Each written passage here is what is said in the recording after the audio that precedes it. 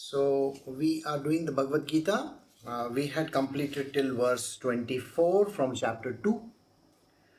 Here, right up to the verse 24 rather, I think 24, yes. So we had completed something which is called what is the soul and how it is connected to the body. And even if the body dies or even if the body is born, it is not to be taken in that you are killing the soul or something bad is happening. Alright, this is what Shri Krishna had explained. So now we will continue from verse 25 onwards. Alright. So we are doing the Bhagavad Gita chapter 2 verse 25.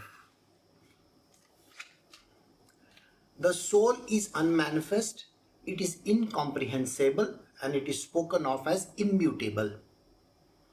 Therefore, knowing it as such, you should not grieve. Now, this again is a very profound statement. First, I have to explain these terminologies to all of you. The soul is unmanifest. Manifest means that which we can experience. Anything that we can experience using our body. So if I experience heat, which is not visible, heat is not visible, cold is not visible. If I can experience it by my sense organs or by this body, then it is manifest. Again, there are some things like I can see an object, that object is manifest. Manifest means it appears for me and that is why it is there. So if I tell you that God is there in front of you, there is divinity in front of you, you will say, I can't see. Where is this God that you are talking about? Is he over here, or over here, or over here? So you will have that difficulty of trying to understand what is this God about and where does he stay and what is he actually. Because you have not seen God. Alright? So for you, this term called God by itself is unmanifest. It doesn't appear, it doesn't actually appear to be. So if I have to ask you, there is a God sitting in front of you, can you describe that God? Now when I said this kind of a statement, you will wonder that God means, is it a male, a female or what? I can't understand. Should I describe him like a human being or should I describe him like another person, or maybe an alien? I don't know how to describe him because God cannot be described. So I will say to you that how tall is he? Now as a human being, I can only think of God as 6 foot or 7 foot tall. Beyond that, I can't think of him. Okay? I cannot say beyond 10 feet and 50 feet and 100 feet.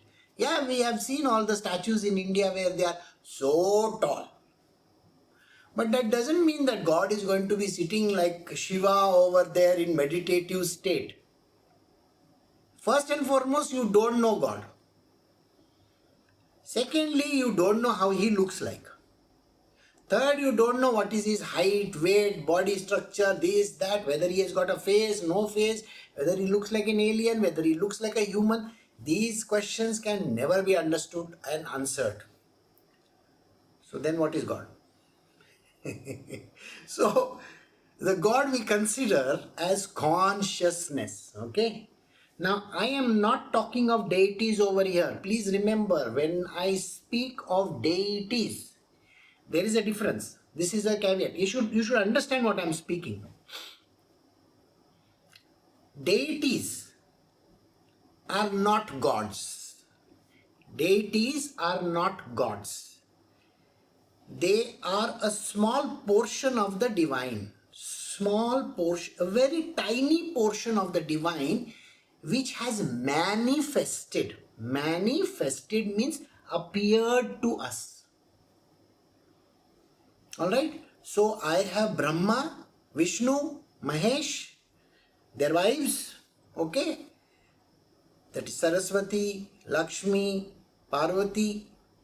I have Hanumanji, I have Ganesha, I have so many gods.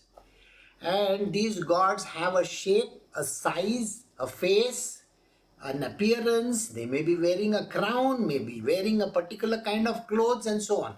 These are not gods. These are called deities. They have limited powers. Limited powers means, if I tell Brahmaji, can you destroy someone? Brahmaji is incapable because he is the creator. He is not the destroyer. Similarly, if I tell Lakshmiji, I want, education, I want knowledge. Lakshmiji will look at me and say, my dear son, you have come to the wrong department. Please take this paper and go to education department. Saraswati Amma is sitting over there. She is going to teach you. Well, can you see that there is a limitation there? So they are called deities. Alright? The term God, capital G-O-D, is above all this, which we are going to learn in the Bhagavad Gita. Is above all these deities put together. This God, when he is unmanifest,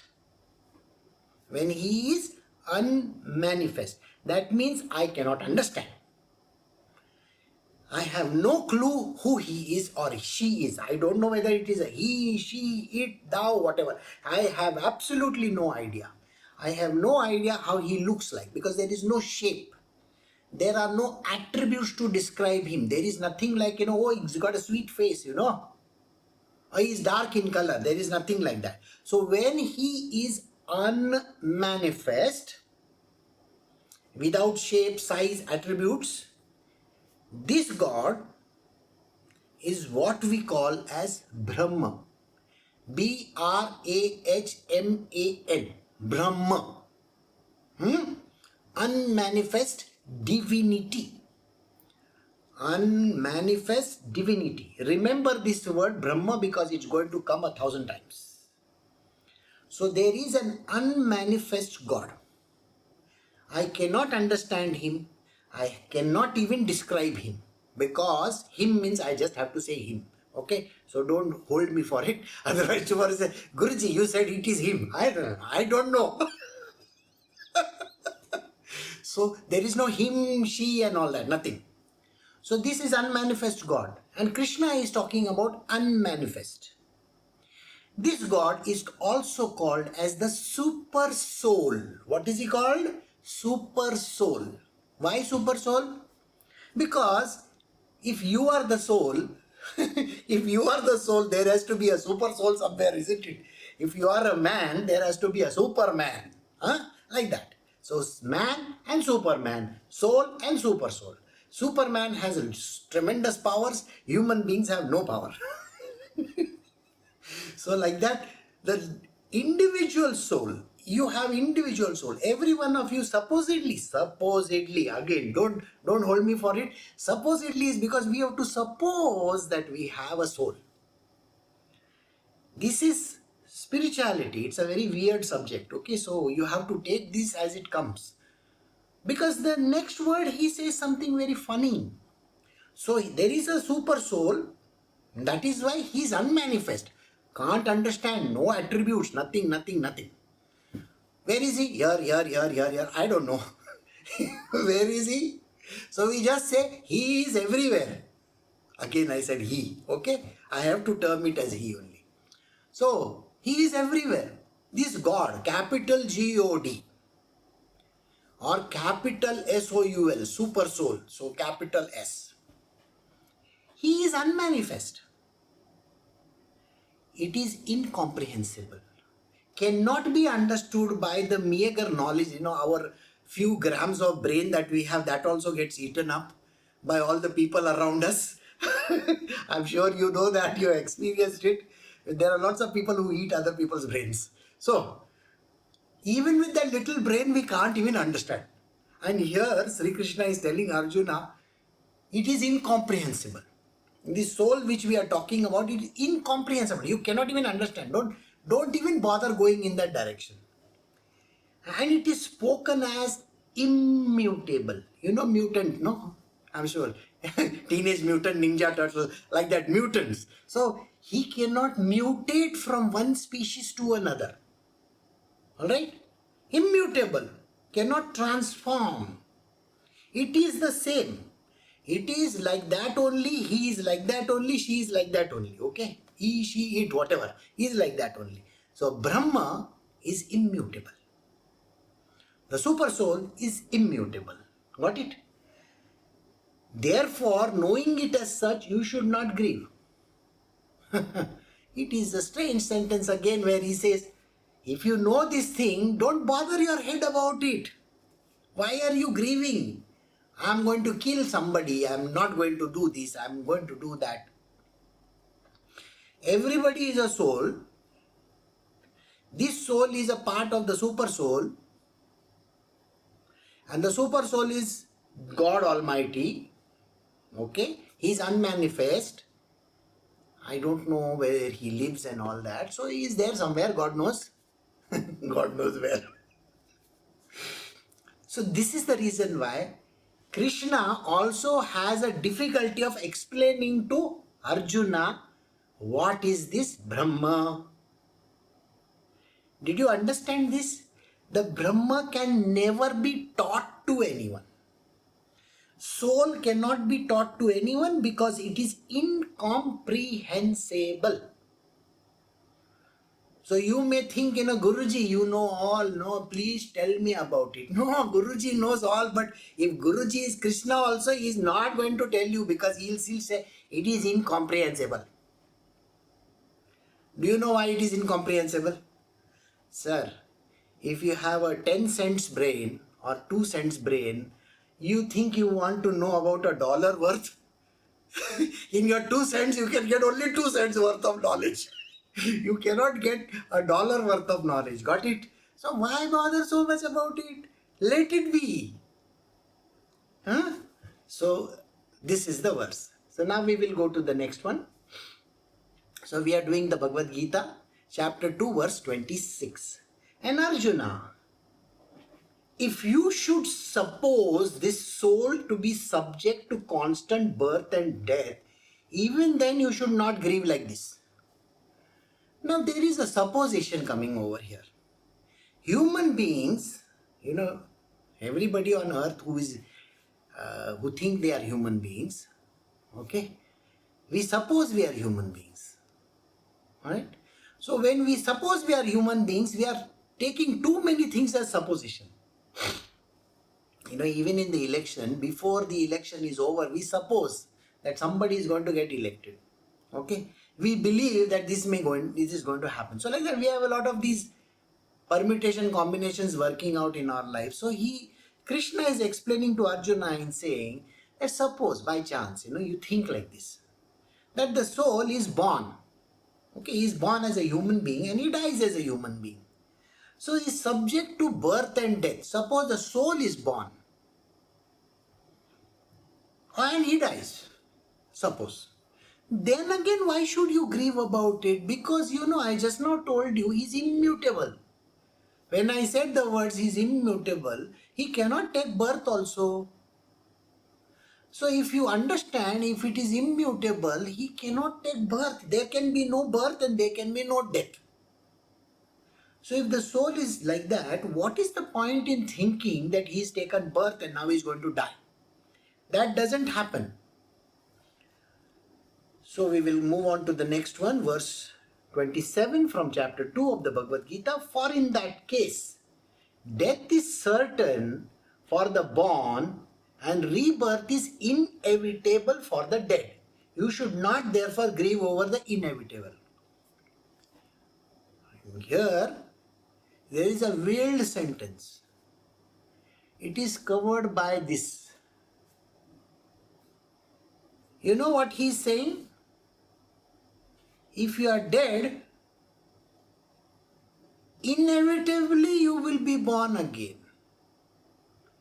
So even if you think that you are going to die, somebody is going to die, that poor fellow is going to be born again and again and again and again and again. Now, in some other religions, they don't believe in rebirth. You know this? They are right from their point of view. Rebirth cannot happen. How is it possible? I will explain. Now let us say you are born as a water body, water. Suppose. It's a supposition. Like Shri Krishna is giving, suppose you are like this. Suppose you are born. So suppose you are born as water. Now, if you are born as water, and if I destroy you, I destroy water. So H2O gets destroyed. What happens to it? Hydrogen separates, oxygen separates. Now this H molecule can go and become CH. And oxygen can become something else. Is it possible? 100%. You can do the splitting and it can turn into something else entirely different. So if I have a plastic in front of me, suppose I have a plastic object. Now if this, what I am holding, okay, if this is a high density polyethylene, okay, it's called HDPE, or there is another object which is called HDPP, high density polypropylene. If this sounds too heavy, you can close your ears. I am doing a little chemistry for you just now. That polyethylene and polypropylene, all these poly means too many together.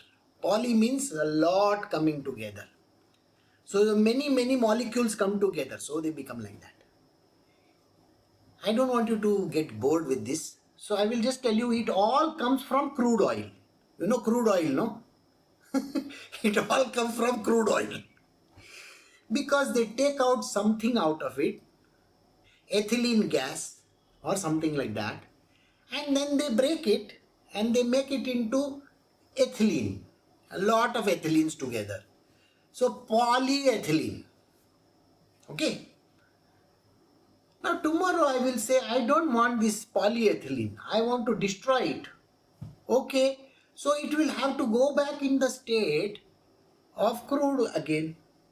Or maybe the crude oil has come from trees. If you remember this, if you know history, when the whole world got burned down, all the trees got burned down on this planet Earth millions of years ago, and they got crushed over a pile of earth, it became oil and gas. Like a coal, you know, it became coal, and from that exuded oil, and from that came gas. And that is why you get all these kind of gases, you know. I'm sure in India we use this gas in the kitchen. So like that, the gas is there. So not the gas in USA. They call petrol and all these things gas, if I'm not mistaken. Okay, so that became like that. But doesn't mean anything. There is a transformative process from one to another. So they are also right if they say that they are not reborn. Correct. But in our world we say they are reborn. You can be reborn as some other thing. You can be reborn as a tree. You think you can't be born as a tree? So you can be reborn as a tree. Maybe tomorrow you will have a lot of gas. So yeah, you will get burnt down and you can become coal and gas and whatever. Who knows? So this is the way we have to look at it. So Krishna says, even if you think that he is going to be, that soul is born and dies, What is the big deal in it? I mean, why are you making it into such a big deal? You cannot kill the soul, you cannot even destroy it, so don't even bother so much about it. So, you should therefore not grieve over the inevitable. So, the secret over here is everybody is going to be reborn. Now, I am going to ask you a question over here. You also want to be reborn? I mean, you would not want to, you will be reborn. Okay? No objection in that. You can't even object to it. You will be reborn. And these verses are going to come in the future if you stay for that long. I mean, if you really have the patience. Some people lose patience very soon. So, coming back to this point, when you are reborn, what kind of body do you want? Ask yourself this question. I am sure you will say, I want to be born as a very rich person. Because money is the first thing that comes to our mind. Second, I want to look very good. Third, I really want to become a royalty or somebody, like, I have to be really famous. We all want this kind of thing. So by chance, if we are asking God just before death, I want to be all these things. And God is very funny in this aspect. He says, done. Okay? Tathastu, he says, tathastu. So you will be born rich. Okay? You will be born very famous and you will be a royalty. So the next life when you are born, you open your eyes and you are born as an ant. Of course you are a royalty over there. You have a million ants around you. They are all praying to you. You are very rich because your stash is only sugar somewhere. See, you miss telling God that I want to be born as a human being. You assume that you are going to be born as a human being. This is the problem in our world. We cannot cover everything up. So you are born as an ant, poor fellow. But again, you never said how you are going to die. So one big person comes and puts his foot on the anthill and you're dead. So this is the stupidest thing a person can do. We keep on asking God for things. I want this, I want this, I want this, I want this. Don't ask. That is really crazy. So you are going to be reborn. What life do you want?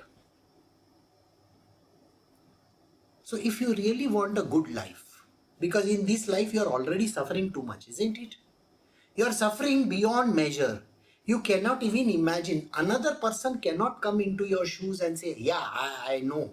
Nobody can empathize with you. You are a painful person yourself and you make the world also painful. Okay? So, why do you want to be reborn again? So the question over here is, so what kind of birth? If in this life, if you have not led a life which is dharmic in nature, that means you have to follow dharma and you have to follow swadharma, which I will explain in the future, you cannot have a decent life in your next birth. Alright? So please, in this life, become very spiritual, religious, try to get out of this system, which I will teach you all over the time. How to become enlightened. This is a part of our world. I have to train you in that so that you are not born again. This is the idea. That is why the Guru's grace is very, very important. Okay, he just doesn't sit over there in front of Zoom camera just for the heck of it. You want a better life in your next one, isn't it? Because you already suffered too much in this life. So you better understand that your rebirth, which is inevitable, has to be in a good family. Has to be born as a human being. Not like an ant or a grasshopper or one of those creatures. Okay? That is very miserable. So now we will go to the next one. We still have 5 more minutes to go. So we are doing Bhagavad Gita, chapter 2, verse 28. Arjuna, before birth, beings are not manifest to our human senses. On death, they return to the unmanifest again. They are manifest only in the interim between birth and death. What occasion then for lamentation? So if I ask you the question, what were you before you were born? Can anybody answer this? No. Not even past regression therapy. Okay, don't get into it. That's all nonsense. You don't know. And after death, where will you be? I don't know. So if I lead a good life this time, I can at least be a little sure that next life is going to be better. I am spiritual, religious, I follow the norms of the society, I am a good human being, I have not done anything bad to anyone, blah blah blah blah, I am a sattvic person. Okay, then my next life, I will be good enough. But before that, where were you? So Shri Krishna explains that before being born, you were not manifest. Nobody knew where you were, what you were doing. You are not manifest.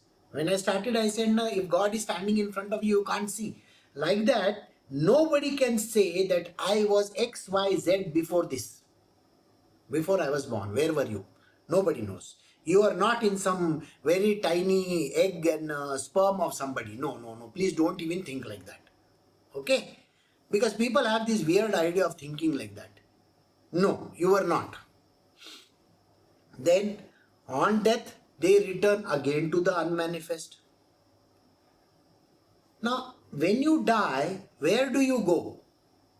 You are not some body lying in some graveyard. No, this is a very wrong way of looking at it. That is a dead body. That is not you.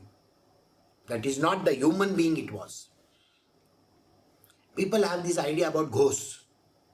I was a ghost. Okay?